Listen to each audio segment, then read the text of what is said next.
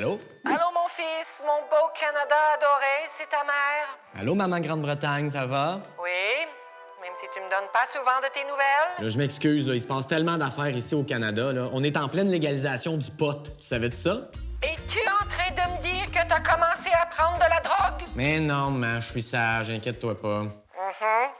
Je te dérange? Mais là, je suis en train de me construire un modèle réduit du bras canadien pour me gratter le dos. Oh? Y a un problème? Est-ce que tu vas te le faire greffer, le bras? Ben non, c'est une affaire que j'ai faite avec des rouleaux de papier de toilette, là. Parce que tu te souviens, peu importe, greffe de cheveux, perçage, tatouage, si tu modifies ta constitution, tu dois avoir mon autorisation avant. C'est la loi! Maman, on n'est plus au 20e siècle, là. OK? Bye!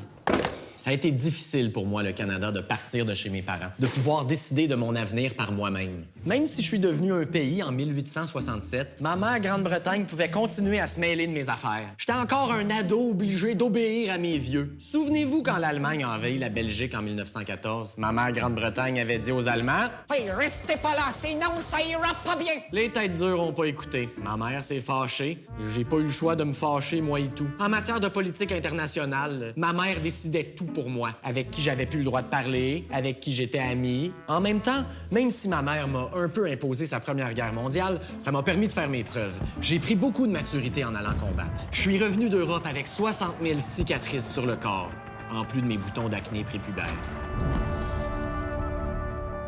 Mais on avait gagné. Quand nous, les vainqueurs, on a voulu dire à l'Allemagne perdante qu'à cette heure, elle devait rester tranquille, on y a envoyé un genre de billet du directeur. Le traité de Versailles. Full sévère. Moi, le Canada, j'étais parmi les gagnants. Pas dans les jeux pas maman. Non, non. Aux conférences de paix, j'avais mon propre siège. Full cool. Ça, c'est grâce à notre premier ministre Robert Borden.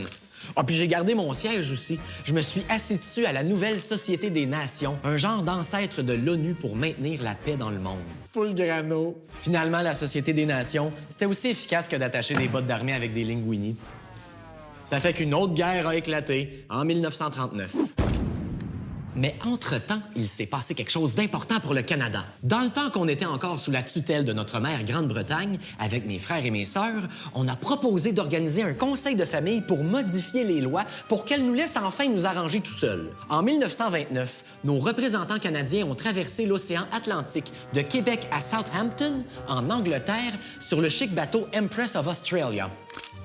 Touchaient 25 $ par jour pour leurs dépenses. Yo, aujourd'hui, c'est 350 $ par jour. Brrr! Moi, à leur place, j'aurais juste mangé des biscuits soda puis des sachets de sucre. J'aurais économisé mon argent, je me serais acheté une Xbox One X à chaque 2 jours. Bouillard! En tout cas, ils étaient pas trop gamers. Donc, une fois arrivés à Londres, au lieu d'aller jouer à Assassin's Creed dans leur chic chambre d'hôtel, les représentants canadiens sont allés retrouver les autres membres de l'Empire britannique pour se mettre en gang.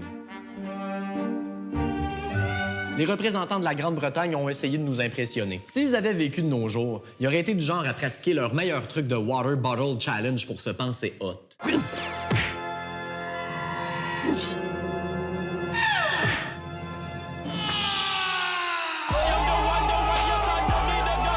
Mais grâce, entre autres, au travail exceptionnel de Douglas Skelton, le ministre des Affaires extérieures du Canada, et de Ernest Lapointe, le lieutenant du premier ministre Mackenzie King au Québec, le roi a approuvé le statut de Westminster.